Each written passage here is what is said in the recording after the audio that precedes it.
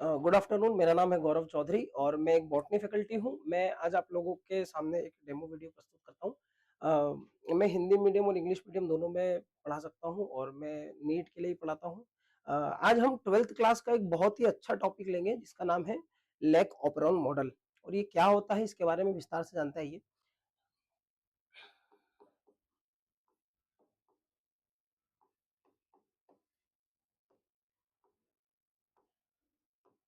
Lac operon model, ये lac operon model क्या होता है इसके बारे में समझेंगे। देखिए, मैं उसके पहले आपको थोड़ा-सा एक बेसिक लेवल पे लेके चलता हूँ कि ये लेक ओपनर मॉडल क्या होता है और हम किस तरीके से इसे पढ़ने वाले हैं। देखिए, ये हमारी बॉडी का सेल है। इस सेल के अंदर हमारी बॉडी के अंदर एक हमारे सेल के अंदर ना न्यूक्लियस है और इस न्यूक्लियस के अंदर हमारा जेनेटिक मटेरियल है, जिसे हम कहते हैं आनुवंशिक पदार्थ, जिसके अंदर हमारे डीएनए होते हैं और डीएनए के अंदर लाइन से, सीरियल से काफ़ी सारे जीन्स होते हैं, ठीक है? अभी क्या होता है ना कि ये जो डीएनए है, मान लीजिए, इस डीएनए के ऊपर रेगुलर इंटरवल पे थोड़ी-थोड़ी दूर पर है जीन्स, है ना? मान लीजिए जीन ए है, ये बी है और ये सी है। ये जो जीन होते हैं, ये जीन जब काम करते हैं, ये डीएनए की सेगमेंट है जीन। ये जीन जब काम करते हैं, तो इन जीन से बनता है एक एमआरएनए और एमआरएनए से बनता है प्रोटीन। एमआरएनए से बनता है प्रोटीन। हमारी बॉडी को इस प्रोटीन की ज़रूरत है। हमारी बॉडी को इस प्रोटीन की ज़रूरत होती है। तो प्रोटीन बनाने के लिए जीन को रेगुलेट करना ज़रूरी होता है और आज हम जो टॉपिक लेक ओपरन मॉडल ले रहे हैं, ये लेक ओपरन मॉडल सबसे ज़्यादा इम्पोर्टेंट इसीलिए है क्योंकि ये हमें किस तरीके से कोई जीन काम करता है, जीन ऑन कब हो रहा है, ऑफ कब हो रहा है, किस तरीके से जीन ऑन होगा, किस तरीके से जीन ऑफ होगा, इसके बारे में बताता है लेक ओपरन मॉडल। किसने दिया था? याद रखेंगे, जैकब एंड मोनार्ड। ये दो साइंटिस्ट थे जिन्होंने लेक ओपरन मॉडल दिया था। जैकब और मोनार्ड ने काम किया था ई कोलाई के ऊपर। और आप भी जानते हैं ई कोलाई जो है वो एक प्रोकैरियोटिक ऑर्गेनिज्म है। प्रोकैरियोटिक ऑर्गेनिज्म का मतलब क्या होता है? Not a well defined nucleus. एक बैक्टीरिया है इकोलाई। इकोलाई के ऊपर क्यों पढ़ रहे हैं हम? बड़ा सवाल। इकोलाई के ऊपर हम इसलिए पढ़ रहे हैं क्योंकि प्रोकैरियोट्स जो होते हैं इनकी बॉडी सिंपल होती है, इनके अंदर जीन्स के नंबर कम होते हैं। यूकैरियोट्स की बॉडी काफी ज्यादा कॉम्प्लेक्स, बहुत ज्यादा संयुक्त, बहुत जटिल बॉडी है हमारी, है ना? और हमारे अंदर में जीन्स की संख्या भी बहुत ज्यादा है। तो इसके अंदर पढ़ना आसान है। इनके अंदर पढ़ना आसान इसलिए है क्योंकि आपस में जो जीन्स है ना, इनके बीच में इतनी कॉम्प्लेक्सिटी नहीं है। हमारे इसमें बहुत कॉम्प्लेक्सिटी, इनके पास सिंप्लिसिटी है, सरलता है, हमारे पास जटिलता है। इसीलिए हम यूकैरियोट्स में नहीं पढ़ रहे, हम लोग प्रोकैरियोट्स में पढ़ रहे हैं, ठीक है? इकोलाई के ऊपर काम कर रहा था। इनका काम क्या था पहले इसको समझते हैं, देन फिर लेक ओपरो मॉडल किस तरीके से काम करता है उसके ऊपर बात चलेगी, ठीक है? इकोलाई के ऊपर लेक ओपरो मॉडल को पढ़ने के लिए मैं आपको बताऊं, इन्होंने इकोलाई के साथ में लैक्टोज के साथ काम करा था। लैक्टोज एक डाइसेक्राइड है। डाइसेक्राइड जो कि ग्लूकोज और गैलेक्टोज से मिलकर बनता है। ग्लूकोज और गैलेक्टोज से मिलकर लैक्टोज बना है। और ये लैक्टोज जो है, इस लैक्टोज के साथ में ही सारी कहानी है। आइए देखें, इन्होंने क्या करा, 3 टेस्ट ट्यूब लिए।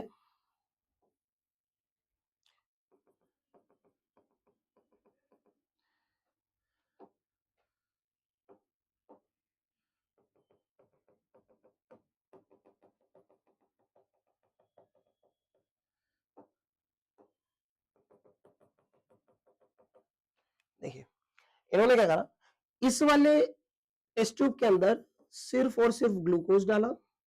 इस वाले टेस्ट ट्यूब के अंदर उन्होंने ग्लूकोज प्लस लैक्टोज डाला और इस वाले टेस्ट ट्यूब के अंदर उन्होंने सिर्फ लैक्टोज डाला।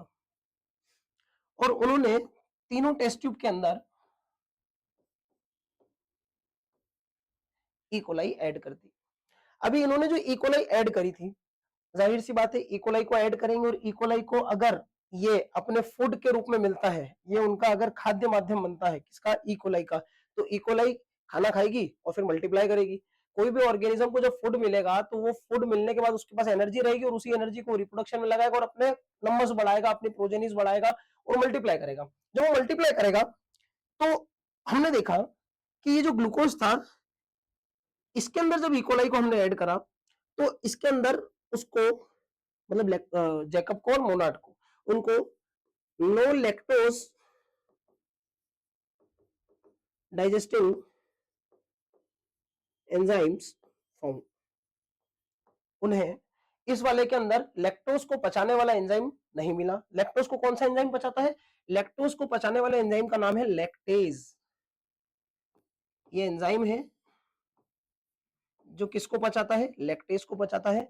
और याद रखेंगे lactose is made up of glucose plus galactose. ये दोनों मोनोसेक्राइड है, ये दोनों मोनोसेक्राइड मिलकर डाइसेक्राइड बन चुकी है। इसको पचाने वाला एंजाइम लैक्टेज है।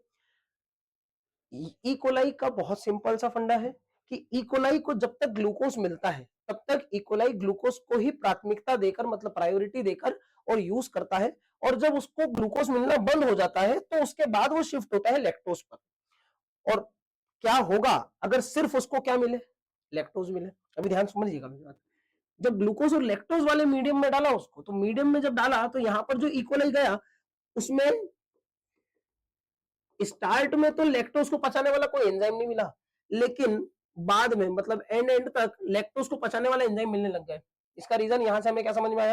यहां से हमें एक चीज समझ में आती है कि जब ग्लूकोज और लैक्टोज दोनों प्रेजेंट थे ई कोलाई के पास, जैसे मान लीजिए कि ये मीडियम है और मीडियम के अंदर ये ई कोलाई है, ठीक है, और ये जो ई कोलाई है, इस ई कोलाई के पास में ये सामने लैक्टोज भी है, ग्लूकोज भी है, तो वो ग्लूकोज पहले लेगा कि लैक्टोज पहले लेगा? तो उसके अंदर वो लेगा पहले ग्लूकोज को। तो पहले तो इसीलिए लैक्टोज को पचाने वाले एंजाइम नहीं मिले क्योंकि उसने ग्लूकोज को अपना एनर्जी सोर्स के रूप में यूज कर रहा था, और बाद में फिर उसने लैक्टोज को एज एनर्जी सोर्स यूज करना शुरू कर दिया। और जब उन्होंने सिर्फ और सिर्फ लैक्टोज दिया तो उनको स्टार्टिंग से ही लैक्टोज को पचाने वाले एंजाइम्स मिलने लगे। तो उन्होंने बोला कि ऐसा क्यों होता है, आइए देखिए। तो इसी चीज के ऊपर वर्क करके पूरा इसका मतलब इसको समझ के और उन्होंने ना लैक ओपरन मॉडल दिया था। अभी ये लैक ओपरन मॉडल क्या होता है इसको समझते हैं, आइए। लैक ओपरन मॉडल को समझने के लिए हमें इन दोनों शब्दों को समझना पड़ेगा, लैक को और ओपेरॉन को। क्या होता है ये? देखिए लैक का मतलब तो सीधा सा है लैक्टोज, और ओपेरॉन का मतलब क्या होता है? आप लोगों ने ओपेरा हाउस सुने होंगे। ओपेरा हाउस क्या होते हैं? ओपेरा हाउस वो होते हैं जहां पर काफी सारे म्यूजिशियंस एक साथ ऐसे ऐसे करके वो पूरा तालमेल के साथ एक पूरा म्यूजिक बनाते हैं। वो ओपेरा हाउस से ही ये शब्द आया है ओपेरॉन। क्या वर्ड है? ओपेरॉन एक डीएनए सेगमेंट है, ध्यान से सुनिएगा। ओपेरॉन एक डीएनए सेगमेंट है जिसमें क्या है? काफी सारे जीन्स है। ओपेरॉन एक डीएनए सेगमेंट है जिसमें काफी सारे जीन्स है, और वो काफी सारे जीन्स काम करते हैं वर्क्स इन अ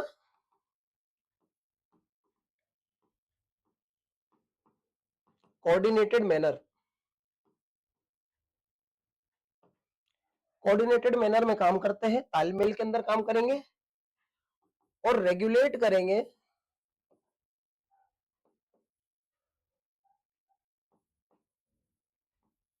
किसी एक जीन की वर्किंग को रेगुलेट करेंगे। रेगुलेट करने का मतलब होता है आइदर किसी जीन को ऑन करना या ऑफ करना, ठीक है। तो रेगुलेट करने का मतलब होता है किसी जीन को ऑन करना या ऑफ करना, ठीक है। तो यहां पर भी काफी सारे जीन्स एक साथ काम करके, तालमेल में काम करके और किसी जीन की वर्किंग को करवाते हैं, ठीक है। अब जीन वर्क करेगा तो जीन आरएनए बनाएगा और आरएनए से प्रोटीन बनाएगा। हमने यही चीज सीखी इसके पहले। तो हमने ये देखा कि जो बैक्टीरिया है, इकोलाई बैक्टीरिया है, इस इकोलाई बैक्टीरिया के अंदर लैक ओपरॉन मॉडल कैसे काम करेगा, तो उसी को मैं आपको समझाने जा रहा हूँ। आई होप ये आपको क्लियर हो गया होगा। लैक्टोज है, डीएनए सेगमेंट है, डीएनए सेगमेंट के ऊपर काफी सारे जीन्स है। उस काफी सारे जीन के अंदर सारे जीन्स मिलकर काम करेंगे ताकि किसी एक जीन को रेगुलेट कर सके। जब किसी एक जीन को रेगुलेट करेंगे तो वो जीन या तो ऑन होगा या तो ऑफ होगा। क्लियर? Okay, now start. पहले इसके बारे में और चीजें समझ लेते हैं। लैक ओपेरॉन में 4 टाइप्स ऑफ जीन है। There are 4 types of gene in lac operon, ठीक है।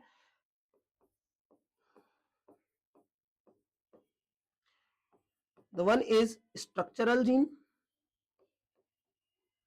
स्ट्रक्चरल जीन एक भी हो सकता है और एक से ज्यादा भी हो सकता है, इसलिए हम इस तरीके से लिखेंगे इसे। देन होता है ऑपरेटर जीन। ऑपरेटर जीन सिर्फ और सिर्फ एक ही होगा। अभी हम हर किसी के बारे में समझेंगे। इन सारे जीन्स को हम लोग डायग्रामेटिक रिप्रेजेंटेशन से समझेंगे कि किस तरीके से काम करते हैं। ऑपरेटर जीन ये सिर्फ एक ही होगा, देन प्रमोटर जीन ये भी एक ही होता है, and last one is regulator gene, ये भी एक ही होता है। हमने क्या सीखा, हमारे पास लेकोप्रोन मॉडल है और लेकोप्रोन मॉडल के अंदर 4 टाइप के जीन्स हैं। First gene is known as structural gene, जो कि एक या एक से ज्यादा हो सकता है। देन ऑपरेटर जीन जो एक ही होता है, प्रमोटर जीन जो एक ही होता है, और रेगुलेटर जीन जो एक ही होता है। क्लियर? अब ये किस तरीके से सारे जीन आपस में काम करते हैं, लेट्स स्टार्ट। ओके, ओके,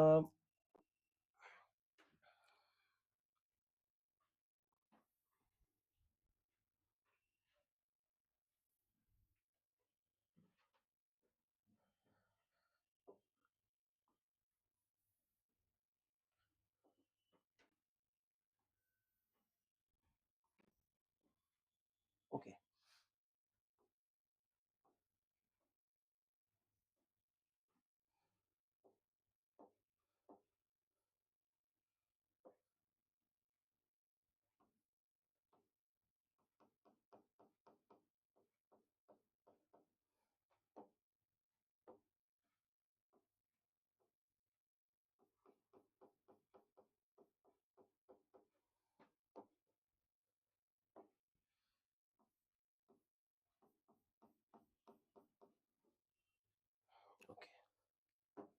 देखिए, ये एक डीएनए सेगमेंट है। इस डीएनए सेगमेंट के ऊपर जो मैंने आपको पिछली वाली स्लाइड में बताया था, 4 genes, structural gene, operator gene, promoter gene and regulator gene, हम इसके ऊपर बात करेंगे। सॉरी, मैं आपको बताता हूँ ये कहां पर होते हैं। इस वाला जो जीन है, ये वाले जीन का नाम है रेगुलेटर जीन, इस वाले जीन का नाम है प्रमोटर जीन, इस वाले जीन का नाम है ऑपरेटर जीन। देखिए, मैंने आपको याद है पिछले वाले के अंदर बताया था कि रेगुलेटर जीन, प्रमोटर जीन और ऑपरेटर जीन ये तीनों एक एक ही होते हैं। लेकिन जो हमारे पास स्ट्रक्चरल जीन है, जो कि यहां से लेके यहां तक है, स्ट्रक्चरल जीन हमारे पास 3 है, 1 2 और ये 3, इन तीनों को हम कहेंगे स्ट्रक्चरल जीन। अभी सबसे ज्यादा इंपॉर्टेंट बात, structural gene, operator gene, promoter gene और रेगुलेटर जीन, इन चारों का काम क्या है और ये चारों काम किस तरीके से करेंगे। ठीक है, देखिए, रेगुलेटर जीन लगातार एक रिप्रेसर प्रोटीन बनाता है, ध्यान से सुनिएगा।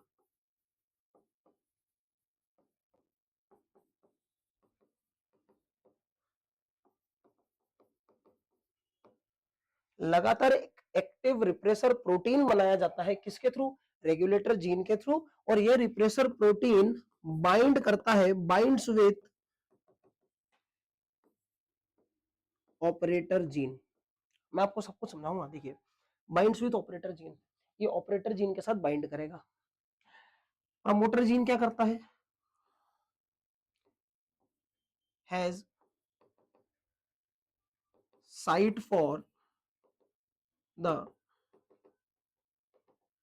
Binding of, has a site for the binding of RNAP, है ना। देखिए, सारी चीजें मॉलिक्यूलर में पढ़नी पड़ती है, तो ये थोड़ा सा ऐसा है कि RNAP का मतलब है आरएनए पॉलीमरेज। आरएनए पॉलीमरेज का काम होता है किसी डीएनए से आरएनए बनाना। ट्रांसक्रिप्शन की प्रोसेस में पॉलीमरेज एंजाइम काम करते हैं, और जो मेजर पॉलीमरेज एंजाइम होता है उसको बोलते हैं हम आरएनए पॉलीमरेज। ठीक है, आरएनए पॉलीमरेज की बाइंडिंग साइट यहां पर है। ऑपरेटर जीन ये एक ऑन ऑफ स्विच के जैसे काम करता है। It acts as an on off switch. ये ऑन या ऑफ स्विच क्या होता है, ये अगर ऑन है तो स्ट्रक्चरल जीन से आरएनए बनेगा, और आरएनए से प्रोटीन भी बनेगा, और वही प्रोटीन से एंजाइम, और एंजाइम कौन सा बनेगा, लैक्टेज एंजाइम, जो कि लैक्टोज को पचाएगा और फिर इकोलाई को एनर्जी मिलेगी। अभी कैसे काम करती है ये चीज जरा देखिएगा। It acts as a on off switch, on off switch के जैसे काम करता है ना। अच्छा, बाइंड्स विथ ओजी, ये अगर ओजी के साथ बाइंड है, ओजी मतलब ऑपरेटर जीन, अगर ये ऑपरेटर जीन के साथ बाइंड है एंड स्विचेस इट ऑफ, अगर ये ऑपरेटर जीन के साथ बाइंड करता है तो ऑपरेटर जीन को ये ऑफ रखता है। अभी हम काफी अच्छे समझने वाली सारी चीजों को, ठीक है। अब इनके ऊपर आते हैं स्ट्रक्चरल जीन। स्ट्रक्चरल जीन में इसका नाम है लैक जेड, इसका नाम है लैक वाई और इसका नाम है लैक ए। ये तीनों जीन्स जो है, इन तीनों जीन्स का एक अपना सिग्निफिकेंस है, समझाते हैं आपको। लैक जेड का काम है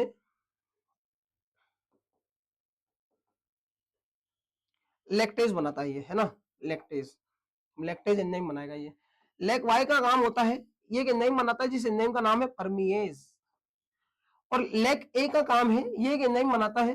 देखिए एंजाइम का मतलब है कि all enzymes are proteins and all proteins are not enzymes, ये हम जरूर कहते हैं। राइबोजाइम्स भी एक कैटेगरी है, हम उसके बारे में बात करेंगे कभी आगे बात करते हैं तो, है ना। लैक्टेज, परमिएज और एक और एंजाइम है ट्रांसएसिटाइलेज।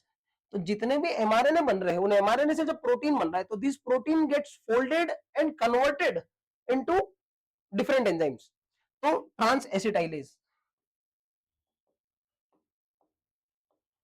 ट्रांसएसिटाइलेज क्या काम है इनका, आइए समझे।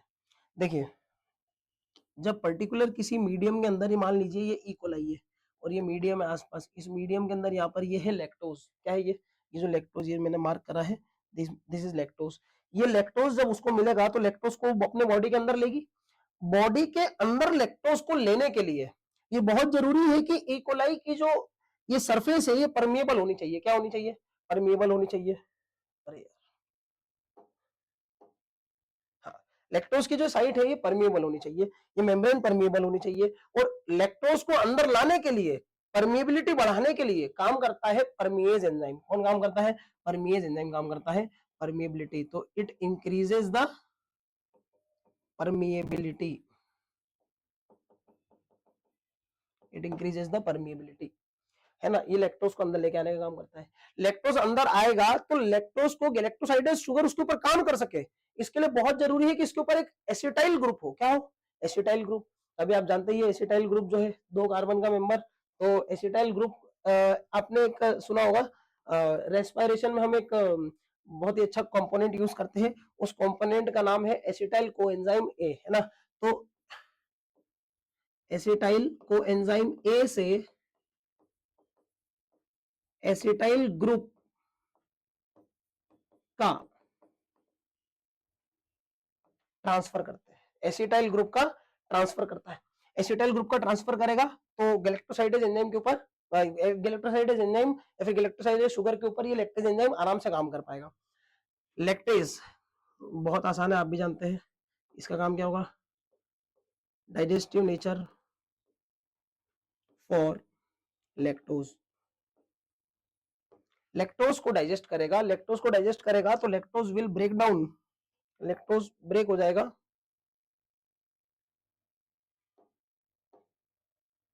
लैक्टोज ब्रेक हो जाएगा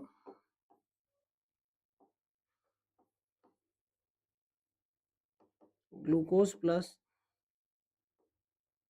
गैलेक्टोज, ग्लूकोज और गैलेक्टोज में ये ब्रेक हो जाएगा, ठीक है। तो हमने यहाँ पर एक चीज देखी कि जो स्ट्रक्चरल जीन है इसके प्रोडक्ट्स हमारे लिए इंपॉर्टेंट है, मतलब इकोलाई के लिए इंपॉर्टेंट है। अब इसके प्रोडक्ट बने, इसके लिए, अरे यार, ठीक है, इसके प्रोडक्ट बने, इसके लिए इनका एमआरएनए बनना जरूरी है। और एमआरएनए बनने के लिए बहुत जरूरी है कि यहाँ पर जो ये आरएनए पे बाइंड हुआ है, आरएनए पॉलीमरेज नाम का जो ये एंजाइम बाइंड हुआ है, ये एंजाइम आगे चलना चाहिए।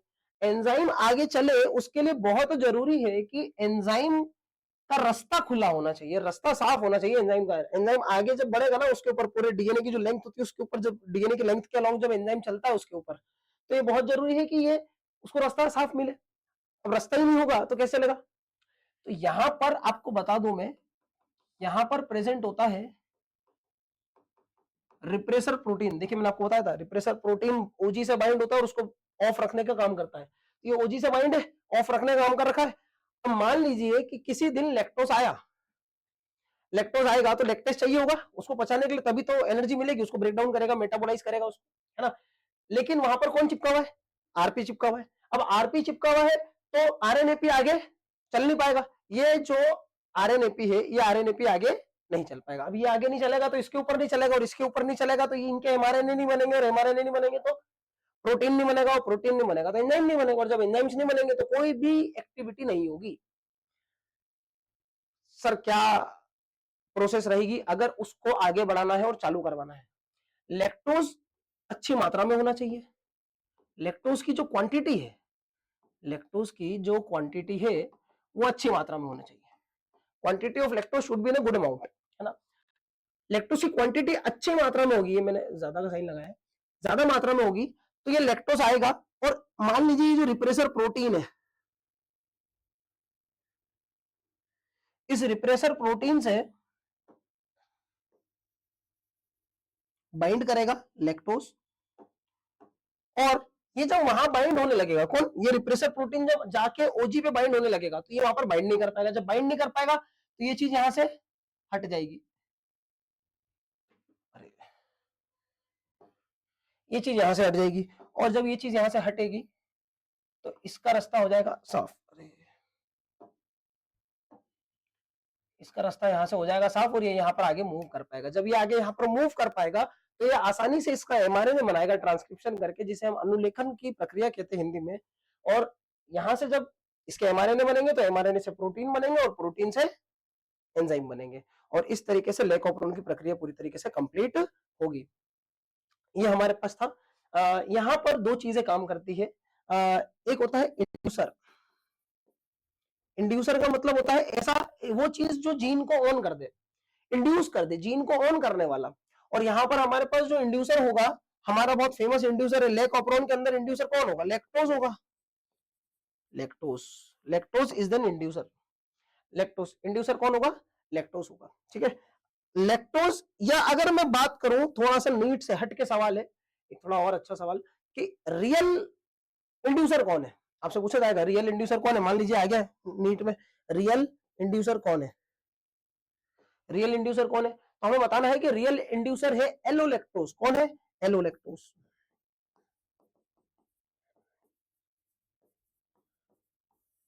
एलोलैक्टोज, एलोलैक्टोज इसी का आइसोमर है, इसका लैक्टोज का, लैक्टोज शुगर का आइसोमर होता है एलोलैक्टोज। एक्चुअल में यही काम करता है, लेकिन हम लोग लैक्टोज के नाम से पढ़ते हैं, और 12th क्लास में इतना ही दे रखा है, इसलिए हम लोग इसे लेकोप्रोन कहते हैं। तो हमारा ये लेकोप्रोन कंप्लीट हो चुका है, एक बार आप भी देख सकते हैं इसको किस तरीके से काम चल रहा है, ये लेको, ठीक है। Thank you so much.